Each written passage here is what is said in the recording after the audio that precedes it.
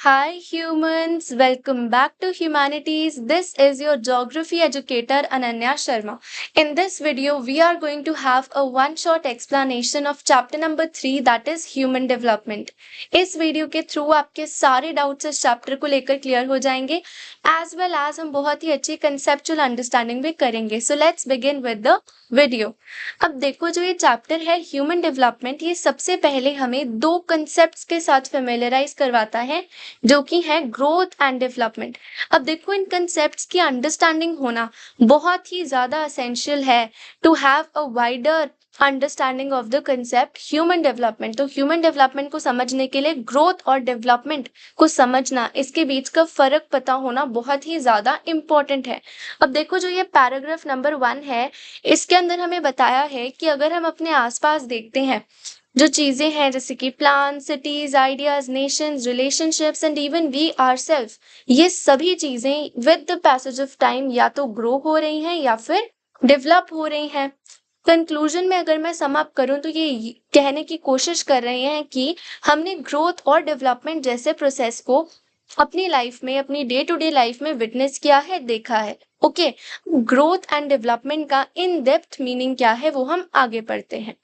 अब इस पैराग्राफ में हमें ग्रोथ एंड डेवलपमेंट का मीनिंग बताया गया है, तो हम पहले इसको नोट से पढ़ेंगे. अब देखो अपने नोट्स में ना मैंने कीवर्ड्स शो किए हैं आपको विद डबल कॉमास, जो कीवर्ड्स आपके आंसर में होने ही चाहिए. ओके, तो ये कीवर्ड्स पे ज्यादा फोकस करना, तभी हम पहले नोट्स के थ्रू पढ़ेंगे फिर हम एनसीईआरटी पर आएंगे. तो देखो सबसे पहले तो यहाँ पर हमें ग्रोथ और डेवलपमेंट का मीनिंग बताया है एंड आप बहुत ज्यादा अमेज होगी ये जान के कि ग्रोथ एंड डेवलपमेंट का मतलब सेम है. Both growth and development refers to changes over a period of time. तो आपके माइंड में एक क्वेश्चन आया होगा कि अगर ग्रोथ और डेवलपमेंट का मीनिंग सेम है तो वो डिफरेंट कंसेप्ट कैसे हुए और उसके बीच में फिर डिफरेंस क्या हुआ. अब देखो अगर मैं आपको बिल्कुल बेसिक टर्म्स में समझाऊं ना, तो इनके बीच का डिफरेंस है in the type of change. Okay, वो किस तरह का चेंज है डिसाइड करेगा कि इस पर्टिकुलर फिनोमेना में ग्रोथ हुई है या फिर डेवलपमेंट हुई है. अब हम पढ़ते हैं सबसे पहले ग्रोथ को. तो growth is a quantitative change. Growth एक क्वांटिटेटिव चेंज है which can be measured in terms of number. ठीक है, जिसको हम नंबर में मेजर कर सकते हैं एज वेल एज सिंपली जो चीज मेजर की जा सकती हो, तो वो आ गया ग्रोथ. तो कभी भी किसी भी सिचुएशन में अगर हमें चेंज दिख रहा है in the quantity, for example किसी पर्टिकुलर एरिया की पॉपुलेशन 2014 में थी 1 लाख, बट नाउ इन 2023 वहां की पॉपुलेशन हो गई 3 लाख, तो यहाँ हमें क्वांटिटी में चेंज दिख रहा है. ओके, तो ये हुआ है यहाँ पर ग्रोथ. देन अगर हम ग्रोथ की वैल्यू की बात करें तो इसकी वैल्यू है न्यूट्रल. अब न्यूट्रल वैल्यू का ये मतलब हो जाता है कि ग्रोथ पॉजिटिव भी हो सकती है, नेगेटिव भी हो सकती है. अब देखो अगर इस फिनोमिना में देखें तो यहाँ पर पॉजिटिव ग्रोथ हुई है, वेयर एज अगर हम इसको रिवर्स कर लें, ठीक है, कि 14 में ये थी एंड 23 में ये हो गई ड्यू टू नेचुरल डिजास्टर्स, तो यहाँ पर ग्रोथ हो गई हमारी negative. That's why growth is a neutral phenomena. Growth एक न्यूट्रल फिनोमिना है. अब बात करते हैं डेवलपमेंट की. तो पहला डिफरेंस ग्रोथ और डेवलपमेंट के बीच में ये है कि ग्रोथ है क्वांटिटेटिव वेयर एज डेवलपमेंट है qualitative. Development is measured in the terms of quality. किसी चीज की एग्जिस्टिंग क्वालिटी में अगर चेंज आता है तभी हम बोलते हैं कि यस यहाँ पर तो डेवलपमेंट हुई है. अब मैं बात करूँ क्वालिटी की में चेंज की, तो वो चेंज हमेशा ही पॉजिटिव होता है. That's why development is always value positive. अब यहाँ से क्वेश्चन आएगा कि why is development not negative. आपके माइंड में क्वेश्चन आया होगा. तो देखो अगर हम इसको बेसिक टर्म्स में भी आंसर करें ना, without like answering in geographical terms, तो बेसिकली भी हम डेवलपमेंट वर्ड को ना बहुत ही पॉजिटिव वे में यूज करते हैं. फॉर एग्जाम्पल किसी पर्टिकुलर जगह की एग्जिस्टिंग कंडीशंस में जब सुधार आता है, ठीक है, कुछ एडिशन होता है, तब हम कहते हैं कि यहाँ पे तो बहुत डेवलपमेंट हुई है. तो इसीलिए ये वर्ड ही बहुत ज्यादा पॉजिटिव वे में यूज किया जाता है. Okay, that's why development is only value positive. ये चीजें याद रखना. आपको एमसीक्यूज में स्टेटमेंट्स दी जा सकती हैं जिसमें आप कंफ्यूज हो सकते हो, तभी मैं बहुत ज्यादा इस पे फोकस करके आपको ये चीजें पढ़ा रही हूँ. आगे हम चलते हैं, ये भी हमें पता लग गया कि डेवलपमेंट तभी होगी जब एग्जिस्टिंग कंडीशंस में इंक्रीमेंट या फिर एडिशन हो रहा है। यही सब यहाँ पर एनसीईआरटी में लिखा है। ओके, ग्रोथ के बारे में जो कीवर्ड्स हैं वो है quantitative, neutral, positive and negative. आप समझ ही गए होंगे कि जो ग्रोथ है वो क्वांटिटेटिव है, वैल्यू इसकी न्यूट्रल है, मीन्स कि वो पॉजिटिव भी हो सकती है एज वेल एज नेगेटिव भी हो सकती है। डेवलपमेंट की बात करें तो डेवलपमेंट क्वालिटेटिव है, इसीलिए इसकी वैल्यू हमेशा पॉजिटिव रहती है। इंक्रीमेंट और एडिशन एग्जिस्टिंग कंडीशंस में होगा तभी डेवलपमेंट होगी। अब आ जाती है इस पैराग्राफ की थोड़ी सी मुश्किल लाइंस जिसमें प्रॉब्लम आती है ज्यादातर बच्चों को। अब देखो यहाँ पर ना हमें दो लाइंस दी हुई हैं। पहले कहा है development occurs when positive growth takes place. दूसरी लाइन में कहते हैं yet positive growth does not always leads to development. अब देखो यहाँ से एज इट इज भी क्वेश्चन आ सकता है क्योंकि ये लाइंस थोड़ी सी कंफ्यूजिंग है। एक तरफ कहा जा रहा है कि डेवलपमेंट तभी होगी जब पॉजिटिव ग्रोथ हुई हो। ओके, मतलब अगर डेवलपमेंट हुई है ना तो पॉजिटिव ग्रोथ हुई होगी। वेयरएज दूसरी लाइन में कहा जा रहा है कि ऐसा जरूरी नहीं है कि जब भी पॉजिटिव ग्रोथ होती है तब डेवलपमेंट हुई हो। अब इसको समझने के लिए ना थोड़ा सा कंफ्यूजिंग है ये, तो हम दो इक्वेशन बनाते हैं। फर्स्ट लाइन में इन्होंने कहा है कि development occurs when positive growth takes place, ये कह रहे हैं। दूसरी लाइन में कह रहे हैं कि positive growth does not always leads to development. अब मैं इसको एक एग्जाम्पल के थ्रू समझाती हूँ कि ये स्टेटमेंट सही कैसे है। अब देखो यहाँ मैंने आपके लिए एक एग्जाम्पल फ्रेम किया है। अब देखो सबसे पहले हम पढ़ रहे हैं अपनी वो वाली स्टेटमेंट जिसमें कहा है कि development is equal to positive growth. Development occurs when positive growth takes place. अब देखो एरिया एक्स है, इसका लिटरेसी रेट जो 2014 में था it was 74%, now it is 95%। तो आप बताओ यहाँ पर ग्रोथ हुई है? यस हुई है, क्योंकि यहाँ पर हमें एक क्वांटिटेटिव चेंज दिख रहा है। नंबर्स में इसको एक्सप्रेस किया जा सकता है एंड इसको मेजर भी किया जा सकता है। तो यस ग्रोथ तो हुई है एंड ग्रोथ जो है इसमें हमें एडिशन दिखी है, that's why this is a positive growth. Whereas अगर यहाँ की लिटरेसी इंप्रूव हुई है तो यहाँ पे डेवलपमेंट भी हुई है। ओके, तो हमारे यहाँ पे डबल टिक हो गया, यस डेवलपमेंट हुई है और ग्रोथ भी हुई है। एंड आप ऐसा देखोगे मेजॉरिटी केसेस में क्या होगा, जहां पर डेवलपमेंट हुई है ना वहां पर आपको पॉजिटिव ग्रोथ ही दिखेगी। रीजन नंबर 1 की डेवलपमेंट है ही एक positive concept. Okay, and reason number 2 ये है कि डेवलपमेंट जब भी होती है ना, अगर हम उसको एक्सप्रेस कर रहे हैं इन टर्म्स ऑफ नंबर या फिर वो चीज पहले कम थी अब ज्यादा हो रही है, इट मीन्स कि हम उसको मेजर कर रहे हैं कि पहले वो चीज कम थी अब ज्यादा हो गई है। तो things which can be measures come under quantitative change, that's why अगर डेवलपमेंट हो रही है तो वहां पर पॉजिटिव ग्रोथ है। ओके, ये तो आपको आई होप सो समझ आ गया होगा, मैंने बहुत ही इजी वे में इसको ब्रेक करके समझाया। दूसरे कंसेप्ट पर हम आ जाते हैं। अब देखो दूसरा कंसेप्ट कह रहा था कि positive growth does not always leads to development. Area Y है, इसकी पॉपुलेशन 2015 में थी 7 लाख, अब हो गई है 9.5 लाख। तो यस ग्रोथ हुई है, बट इसकी जो एजुकेशन है, ठीक है, जो यहाँ के हॉस्पिटल्स हैं, यहाँ की एम्प्लॉयमेंट है, वो बिल्कुल भी चेंज नहीं हुई है। तो क्या यहाँ पे डेवलपमेंट हुई? नहीं हुई। ओके, तो ऐसे एग्जाम्पल्स प्रूव करते हैं कि पॉजिटिव ग्रोथ हो इसका ये मतलब नहीं है कि डेवलपमेंट भी हुई है।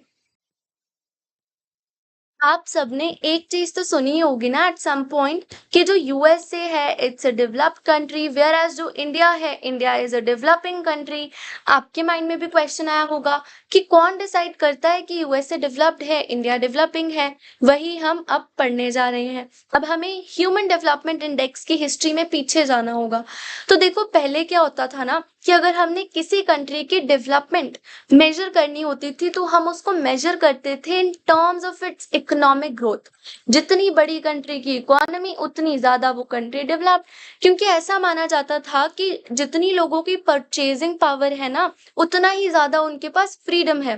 फिर बाद में ये आइडिया सामने आए कि देखो the level of economic growth has nothing to do with the middle class. And the poor, ठीक है, तो उनका तो इससे कोई रिलेशन ही नहीं है, तो क्या इसको हम डेवलपमेंट का एक अच्छा क्राइटेरिया कह सकते हैं? तो इसीलिए जो हम कहते हैं ना डुअलिज्म हुआ, ऐसा आइडिया आया कि the quality of life people enjoy in a country, the opportunities they have and the freedom they enjoy are important aspects of human development. ये इम्पॉर्टेंट एस्पेक्ट्स है असलियत में ह्यूमन डेवलपमेंट के। ओके, अभी आइडिया आया कहाँ से? So in late 80s and early 90s ये आइडिया लेकर आए two South Asian economist doctor Mahbub ul हक एंड अमर्त्य सेन। ओके, अब यहाँ पर देखो इंपॉर्टेंट चीज क्या है, जो कंसेप्ट है ह्यूमन डेवलपमेंट का, it was introduced by doctor Mahbub ul हक। देखो मैंने इनके नीचे नोट्स में लिखा हुआ है पूरा कंसेप्ट, मीन्स जो महबूब उल हक है इन्होंने ही ह्यूमन डेवलपमेंट का कंसेप्ट हमें दिया था। अब आपको बैक एक्सरसाइज में क्वेश्चन दिख जाएगा, whereas boards and CUET में भी देखने को मिल सकता है, तो इसको अच्छे से मेमोराइज करेंगे हम। अब महबूब उल हक जो है इनका क्या मतलब, इनका क्या परसेप्शन है in context to human development? अब देखो, डॉक्टर हक ने डिस्क्राइब करा है ह्यूमन डेवलपमेंट को as a development that enlarges people's choices. Okay, people are central to all development under this concept. The choices are not fixed but keep on changing. The basic goal of development is to create conditions where people can live a meaningful life. अब देखो ये तीन चीजें notes के through flow chart बनाकर explain की है। सबसे पहले डेवलपमेंट, ह्यूमन डेवलपमेंट वो डेवलपमेंट है जो कि लोगों की चॉइसेस को इनलार्ज कर रही है। देन जो लोग है ना वो डेवलपमेंट के सेंटर में आते हैं, मतलब सारे बेनिफिट्स डेवलपमेंट के लोगों को होने चाहिए। देन ह्यूमन डेवलपमेंट में हमें ऐसी कंडीशंस क्रिएट करनी चाहिए जहां लोग एक मीनिंगफुल लाइफ लिव कर सके। अब देखो meaningful life is itself a question कि अब ये मीनिंगफुल लाइफ क्या है? तो meaningful life is not a long one but it is a life with some purpose. ऐसा नहीं है कि if somebody is living 90 years तो उसकी लाइफ बहुत ही ज्यादा मीनिंगफुल थी। अब मीनिंगफुल लाइफ बनाएगा कुछ कंडीशंस, ठीक है। सबसे पहली, the people must be healthy, be able to develop their talents, participate in society and to be free to achieve their goals. ठीक है, हेल्दी रहे लोग, टैलेंट्स को अचीव कर पाए, अपने गोल्स को अचीव कर पाए, ये चीजें एक इंसान की लाइफ को मीनिंगफुल लाइफ बनाती हैं। देन यहाँ पर हमारे डू यू नो के कंसेप्ट हैं। अब इसमें जो इम्पोर्टेंट है ना वो यहाँ पर मैंने आपको एक फैक्ट दिया है कि जो ह्यूमन डेवलपमेंट इंडेक्स था जो ये पाकिस्तानी इकोनॉमिस्ट डॉक्टर महबूब उल हक ने क्रिएट किया था, वो किया था 1990s में। ओके, यहाँ से सीयूईटी में क्वेश्चन आ जाता है, बोर्ड में भी आ सकता है, तो यहाँ से एक ही इम्पोर्टेंट ये मुझे फैक्ट लगा, मैंने आपको बता दिया। अब देखो, leading a long and healthy life, being able to gain knowledge, having enough means to able to live a decent life are most important aspects of human development. अब यहाँ पर ना आपको हर जगह पर यही सेम एस्पेक्ट्स ही देखने को मिलेंगे, तो आप बस एक बार इनको लर्न कर लो कि कौन कौन से इंपॉर्टेंट एस्पेक्ट्स है, वो मैं आपको अभी बताऊंगी थ्रू अ निमोनिक कि कैसे लर्न करना है। अब देखो, therefore access to resources, health and education are key areas in human development. अब इसको थ्रू निमोनिक हम लर्न करेंगे that human development is her. Okay, health, education and access to resources. आगे चलते हैं। अब यहाँ बताया हुआ है कि अगर लोगों के पास ये सब नहीं है तो क्या होगा। सबसे पहले तो उनकी कैपेबिलिटीज और उनका फ्रीडम बहुत ज्यादा लिमिट हो जाएगा। ओके, किसकी वजह से? Due to their incapability to acquire knowledge, material poverty, social discrimination, inefficiency of institutions. ये सारे रीजंस है जो उनको प्रिवेंट करेंगे from leading healthy life, being able to get educated and being able to live a decent life. ठीक है, ये सारी चीजों से उनको मतलब उनको इन सारी चीजों का एक्सेस नहीं करने देंगे। इसीलिए लोगों की कैपेबिलिटीज जो हैं उसको इन्हांस करना in the areas of her health, education and access to resources बहुत ज्यादा इंपॉर्टेंट हो जाता है। अब यहाँ पर एग्जाम्पल दिया हुआ है कि एक अनएजुकेटेड चाइल्ड ना कभी भी ड्रीम नहीं कर सकता टू बी अ डॉक्टर। ठीक है, क्योंकि अब उस इंसान की जो चॉइसेस है वो बहुत ज्यादा लिमिटेड हो गई हैं due to the lack of education, अब उसने एक चीज नहीं करी, he or she is not educated enough, तो क्या होगा विद पैसेज ऑफ टाइम, जब एक पॉइंट आएगा when he or she have to decide the career, तो उसके ऑप्शंस ही बहुत ज्यादा लिमिटेड हो जाएंगे। इसीलिए सारी चीजें जो है बहुत इंपॉर्टेंट है। फिर आ जाते हैं हमारे पास 4 पिलर्स ऑफ ह्यूमन डेवलपमेंट। सबसे इंपॉर्टेंट क्वेश्चन, यहाँ से क्वेश्चन उठने के चांसेस बहुत ज्यादा हो जाते हैं, तो इसको अच्छे से पढ़ना, बहुत ईजी कंसेप्ट है। अब देखो मैंने नोट्स के थ्रू भी ना यहाँ पर आपको समझाया, अब आपको इमेजिन करना है ह्यूमन डेवलपमेंट जो है वो छत है and that is supported by 4 pillars. इसको सपोर्ट किया है 4 पिलर्स ने, जो कि है equity, sustainability, productivity and empowerment. अब इन कंसेप्ट्स को हम अच्छे से समझते हैं। इक्विटी, इक्विटी का मतलब है equal access, E for equity, E for equal. अब देखो ये इक्वल एसेस किस चीज का है, अपॉर्चुनिटीज का है। ठीक है, तो यहाँ पर इक्विटी कंसेप्ट इस चीज की बात करता है कि अपॉर्चुनिटीज हर किसी को अवेलेबल होनी चाहिए, irrespective of the gender, race, income and in Indian case caste। इन सारी चीजों को हमने मतलब लाइक इग्नोर करते हुए हर एक इंसान के पास इक्वल एक्सेस होना चाहिए अपॉर्चुनिटीज का। ओके, आगे अगर बात करें तो यहाँ पर एग्जाम्पल दिया हुआ है ऐसे कंडीशन का जहां पर हमें पता लगेगा कि हम कहाँ पर इन टर्म्स ऑफ इक्विटी लैग कर रहे हैं। अब यहाँ पर बोला है कि आप स्कूल ड्रॉप आउट्स को देखो, आपको पता लगेगा कि कौन से सेक्शन से, ठीक है, ज्यादातर स्कूल ड्रॉप आउट्स बिलोंग करते हैं। In India large number of women and person belonging to socially and economically backward groups drop out of school. This shows how the choices of this group get limited by not having access to knowledge. तो यहीं से पता लगता है कि किस तरह different social groups, ठीक है, कि जो चॉइसेस है वो एज पर देयर स्टेटस बहुत ज्यादा लिमिट हो जाती है। देन कम सस्टेनेबिलिटी, ये वर्ड आई एम श्योर आप सबने इन कॉन्टेक्स्ट टू एनवायरमेंट पढ़ा होगा, बट आज हम इसको पढ़ेंगे in context to human development. अब सस्टेनेबिलिटी का मतलब है continuity in availability of opportunities. Okay, अब देखो अगर हमें सस्टेनेबल ह्यूमन डेवलपमेंट चाहिए ना, तो यहाँ पर हमें क्या करना पड़ेगा, इन टर्म्स ऑफ ऑल टर्म्स, जैसे कि एनवायरमेंट हो गया, फाइनेंशियल हो गया, ह्यूमन रिसोर्स हो गया, तो इन सबको हमें यूज करना होगा by keeping in mind of future. Misuse of any of these resources will lead to fewer opportunities for future generation. तो ये कंसेप्ट है सस्टेनेबिलिटी का। तो यहाँ एग्जाम्पल दिया हुआ है of sending girl children to school, कि अगर हम आज गर्ल्स को स्कूल नहीं भेजेंगे तो इन फ्यूचर क्या होगा, उनकी चॉइसेस बहुत ज्यादा लिमिटेड हो जाएंगी। देन कम्स प्रोडक्टिविटी, तो यहाँ पर प्रोडक्टिविटी है in terms of human labour productivity और productivity in terms of human work. तो जो ये प्रोडक्टिविटी है ना, इसको हम इनरिच कर सकते हैं by building capabilities and people. Ultimately people are the real wealth of nation, ये चीज हम थर्ड बार पढ़ रहे हैं, इन कॉन्टिन्यूटी हम पिछले 2 चैप्टर्स में पढ़ कर आए हैं। सो इसीलिए यहाँ पर 2 उपाय बताए हुए हैं टू इनहांस प्रोडक्टिविटी। सबसे पहले बेटर हेल्थ फैसिलिटीज दो लोगों को, अगर उनकी हेल्थ अच्छी होगी तो वो काम अच्छा कर पाएंगे, क्योंकि यहाँ पर हम प्रोडक्टिविटी को मेजर कर रहे हैं इन terms of human labour productivity. And अगर लेबर की हेल्थ अच्छी होगी तभी वो अच्छा काम, अच्छा आउटपुट दे पाएगा। Then comes empowerment. एम्पावरमेंट का मतलब होता है अपने डिसीजंस, अपनी चॉइसेस जो है ना वो खुद करने का जो कैपेबिलिटी है, दैट इज एम्पावरमेंट। हम बहुत ज्यादा बात करते हैं वुमेन एम्पावरमेंट की, तो वो ये मीनिंग है उस एम्पावरमेंट का। तो अब एम्पावरमेंट कैसे करें, एम्पावरमेंट हो सकती है फ्रीडम एनहांस करके, कैपेबिलिटीज एनहांस करके एंड पीपल ओरिएंटेड पॉलिसीज देकर। अब देखो जो मैं आपको इसमें की टर्म्स दिखा रही हूँ, बता रही हूँ ना, ये आपके आंसर्स में होनी ही चाहिए टू स्कोर फुल मार्क्स, तो इन पर ज्यादा फोकस करना। देन आ जाते हैं अप्रोचेस टू ह्यूमन डेवलपमेंट। अब देखो जो ये अप्रोचेस है ना, ये सारी की सारी ही बहुत ज्यादा इंपॉर्टेंट है। ओके, सबसे पहली आ जाती है इनकम अप्रोच। इसके अंदर से ही क्वेश्चंस उठकर आते हैं। पहला क्वेश्चन आ जाता है which among the following is the oldest approach. तो वो ओल्डेस्ट अप्रोच है इनकम अप्रोच। हम पहले भी पढ़ चुके हैं कि अर्लियर जो है in terms of income measure करा जाता था कंट्री के डेवलपमेंट को। तो यहाँ भी कहा हुआ है कि यहाँ पर लिंक करा गया था ह्यूमन डेवलपमेंट को इनकम से। ठीक है, तो यहाँ पर इनका आइडिया था कि डेवलपमेंट को लिंक करो इनकम से, क्योंकि जितनी ज्यादा इनकम उतना ज्यादा freedom, higher level of human development, और जितना ज्यादा फ्रीडम उतनी ज्यादा ह्यूमन डेवलपमेंट। तो ये सारा कंसेप्ट है, इस फ्लो चार्ट है। Development is link to income and income is seen as a indicator for freedom.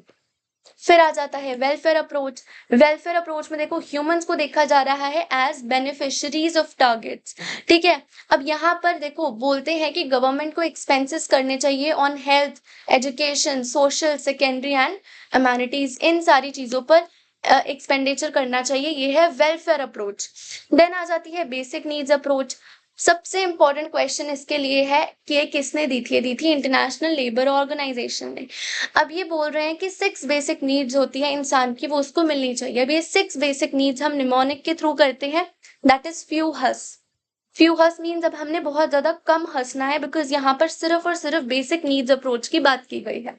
तो फ्यू हस से हमें याद रह जाएंगे 6 के 6। अगर एमसीक्यूज में आ गया which among the following is not, तो आप ये फ्यू हस वाला निमोनिक लगाकर उसमें से एलिमिनेट कर सकते हो ऑप्शंस को। तो F stands for food, E for education, W for water supply, H for housing, second H for health, then S for our sanitation, okay, then okay, तो S for our sanitation, ये एक S मेरे से यहाँ पे extra हो गया। Just ये है आपका निमोनिक जिसमें आपको 6 बेसिक अप्रोच बताई हुई हैं। देन आ जाती है कैपेबिलिटी अप्रोच। अब कैपेबिलिटी अप्रोच हमें देते हैं प्रोफेसर अमर्त्य सेन, ठीक है। ये बोलते हैं हमें ह्यूमन कैपेबिलिटीज बढ़ानी है इन the areas of her, that is health, education and resources. I hope आपको अच्छे से ये सब समझ आ गया होगा। अब चलते हैं ह्यूमन डेवलपमेंट किस तरह से मेजर की जा सकती है। तो ह्यूमन डेवलपमेंट इंडेक्स है, हर साल दिया जाता है ये, इसमें कंट्रीज को रैंक किया जाता है, ठीक है, उनकी परफॉर्मेंस के बेसिस पर। अब ये परफॉर्मेंस किस सेक्टर में देखते हैं? हर के सेक्टर में देखते हैं, ठीक है। हर सेक्टर कौन सा है जो मैं पहले बता के हटी हूँ? Health, education, access to resources. Okay, आप ऐसे भी याद रख सकते हो कि ये हम हर सेक्शन में देखते हैं, हर मतलब सारे सेक्शंस में देखते हैं, ठीक है, मेजर्स। अब देखो इसमें जो मेजरमेंट है ना वो ली जाती है 0 to 1, बहुत ही छोटा स्केल है इनके पास जो कि है 0 से 1 तक का। देखो क्या है, जितना ज्यादा वो क्लोज होगा ना 0 के, उतना ज्यादा कम ह्यूमन डेवलपमेंट होगी, जितना ज्यादा वो 1 के पास होगा उतनी ज्यादा ह्यूमन डेवलपमेंट। फॉर एग्जाम्पल 987 अगर किसी का स्कोर है तो वो बहुत अच्छा स्कोर है, वेयर एज 2, 3, 4 स्कोर है वो इन कंपेरिजन कम स्कोर है। तो यहाँ से आपको समझ आ गया होगा किस तरह से उनको मार्किंग दी जाती है। अब देखो जो हमारा हर का H है दैट इज हेल्थ। तो हेल्थ को कैसे देखा जाता है उसको मेजर करने का इन्होंने यहाँ पर एक जो है इंडिकेटर लिया है, that is life expectancy at birth, that at the time of birth कितने लोग सरवाइव कर सकते हैं वो देखा जाएगा इन एक्सेस टू हेल्थ। आगे देखते हैं फिर एजुकेशन। एजुकेशन में ही लेते हैं adult literacy rate and gross enrolment ratio.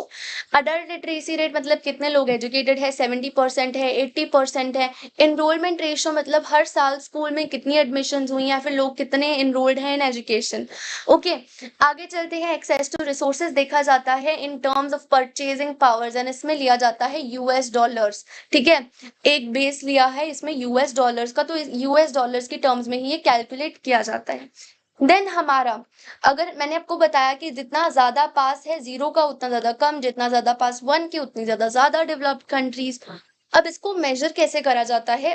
देखो health, education and access to resources, इन सबका 1/3 लिया जाता है। फॉर एग्जाम्पल हेल्थ में उसके नंबर है 4, ठीक है। फिर हम ले लो अगर हेल्थ में उसके नंबर हमने दे दिए 12, तो उसको उसका पहले 1/3 निकाला जाएगा, देन उसको प्लस किया जाएगा, ठीक है। फुल 100% नहीं लेना हमने किसी का भी, 1/3 लेकर हमने फुल इसको पूरा 100% अपना मेजर बनाना है, ठीक है। ये भी चीज आपको समझ आ गई होगी, ये मैंने आपको समझा ही दिया। क्लोजर टू 1, ठीक है, greater the level of development, closer to 0, lower the level of human development.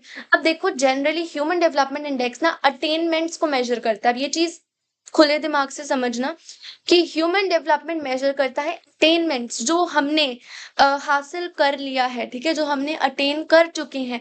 जैसे कि यहाँ पर बोला है हेल्थ देखनी है तो वो हेल्थ देखो कि कितने लोग जो है they are able to survive after birth, ठीक है, तो ये भी पॉजिटिव चीज हो गई। फिर बोलते हैं एजुकेशन देखनी है तो लिटरेसी देखो, कितने लोग एजुकेटेड हैं, पॉजिटिव चीज हो गई। कितनी इनरोलमेंट है, पॉजिटिव चीज अगेन। देन परचेजिंग पावर देखो इन टर्म्स ऑफ यूएस डॉलर, अगर लोग परचेज कर पा रहे हैं तो ये भी पॉजिटिव है, तो इसीलिए ये अटेनमेंट्स को दिखाता है। ओके, अब देखो यहाँ पर आ जाता है हमारा ह्यूमन पॉवर्टी इंडेक्स। अब देखो ह्यूमन डेवलपमेंट इंडेक्स ना 50% है, सिर्फ 100% नहीं है, क्योंकि ये दिखा रहा है जो हम अचीव कर पाए हैं। बट ऐसा भी तो कुछ होना चाहिए ना दिखाने के लिए, जो हमें बताए कि जो क्या चीजें हमने अभी तक अचीव नहीं करी है।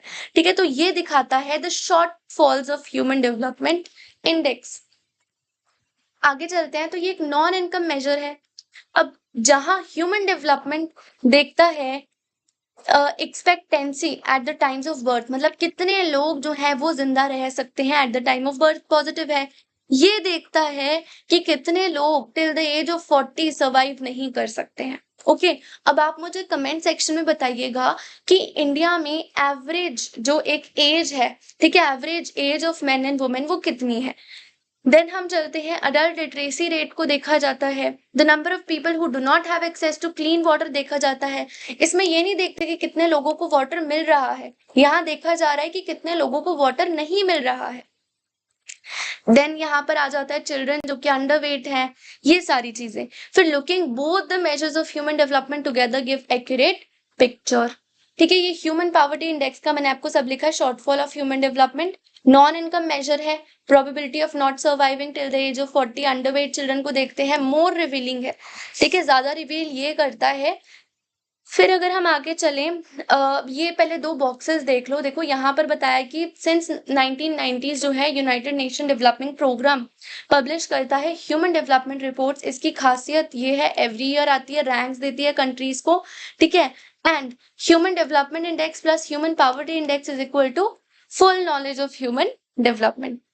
आगे चले तो भूटान, ये बहुत इंपॉर्टेंट है। भूटान एक ऐसी कंट्री है जहां पर ग्रॉस हैप्पीनेस इंडेक्स देखा जाता है। ये question boards as well as CUET के लिए मार्क कर जाओ, एक ना एक एग्जाम में तो आपको देखने को मिलेगा। ओके, अब यहाँ पर हमें यही बताया हुआ है कि और ज्यादा रिफाइनर वेज इन फ्यूचर आ रही हैं, जैसे कि political freedom index, most corrupt countries को रैंक किया जाए, जहां पर ऐसी ऐसी चीजें अब यहाँ पर हमें बताई हैं।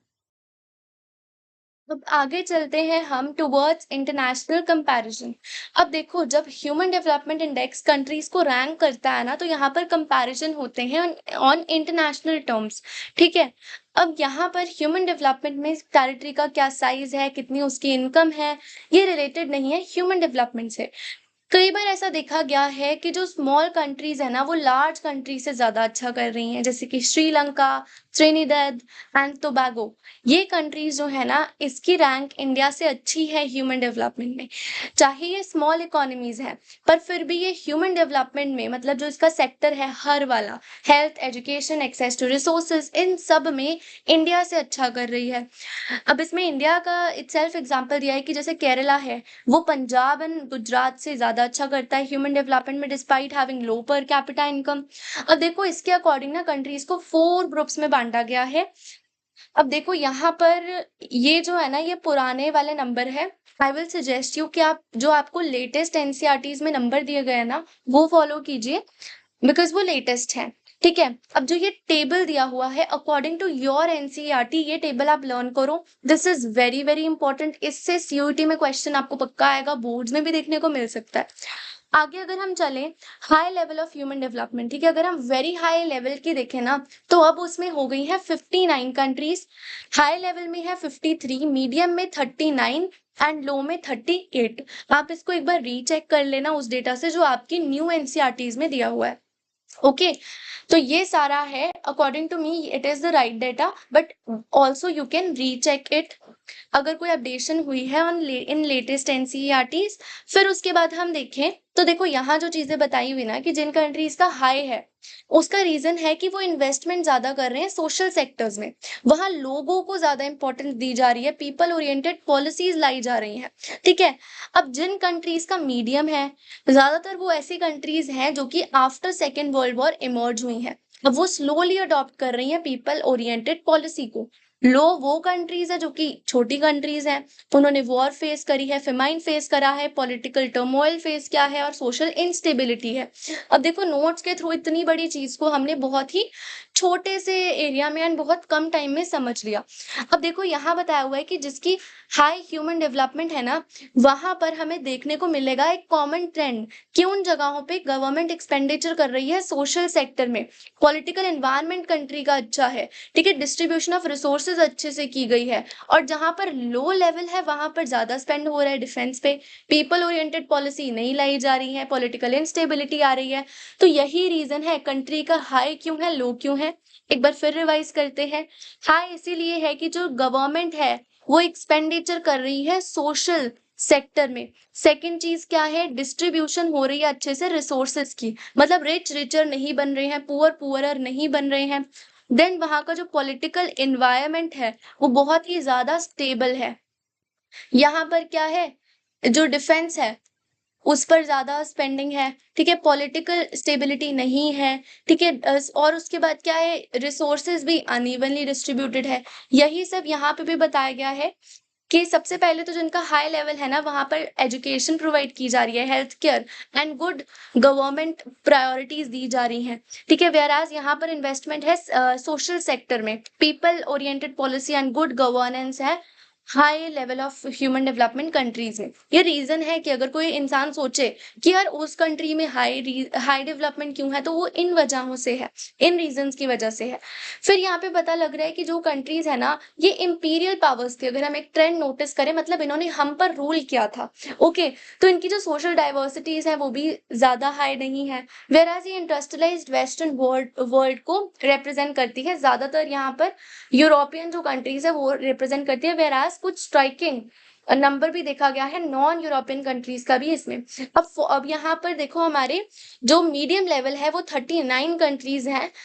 यहाँ पर ये वो ही कंट्रीज है जैसे मैंने आपको नोट्स में बताया जो कि इमर्ज हुई हैं after second world war, farmer colonies रह चुकी हैं ये, ठीक है। आगे देखिए तो यहाँ पर धीरे धीरे ये people oriented policies and discrimination को कम किया जा रहा है, मतलब इनके ड्रॉबैक्स को कम किया जा रहा है, बट धीरे धीरे हो रहा है। देन लो लेवल में हमारे पास अब आ गई है 38 कंट्रीज। अब जो ये कंट्रीज हैं ये स्मॉल कंट्रीज हैं, इनके रीजंस मैंने सारे बता दिए, वॉर है, फेमाइन है, पॉलिटिकल टर्मोइल है। अब यहाँ पर एक बहुत अच्छी चीज बताई गई है कि हमें जो कंपैरिजन करना है ना वो हमने अपना कंक्लूजन इस तरह से नहीं देना कि कंट्री एक्स में लोअर ह्यूमन डेवलपमेंट है क्योंकि वहाँ के जो लोग हैं ना वो वाई रिलीजन फॉलो करते हैं, जेड कम्युनिटी से हैं। नो, मेन रीजन ये है जो मैं आपको बता चुकी हूँ कि जहां पर ज्यादा ह्यूमन डेवलपमेंट है वहां पर सोशल एक्सपेंडिचर को अगर आप नोटिस करोगे ना, तो वो पॉलिटिकल एनवायरनमेंट को अगर नोटिस करोगे तो वहां आपको दिखेगा कि कंट्री में लोगों के पास फ्रीडम ज्यादा है, जो पॉलिसीज है वो पीपल ओरिएंटेड पॉलिसीज हैं। वेयर एज अगर हम आगे देखें तो इन्वेस्टमेंट करी जा रही है ज्यादा सोशल सेक्टर में, एंड लोग फ्री है पॉलिटिकल टर्मोइल से एंड इंस्टेबिलिटी से, डिस्ट्रीब्यूशन है अच्छे से रिसोर्सेज का। ये सब मैंने आपको नोट्स के थ्रू बता दिया, बट एक और बार हम रिकॉल कर रहे हैं।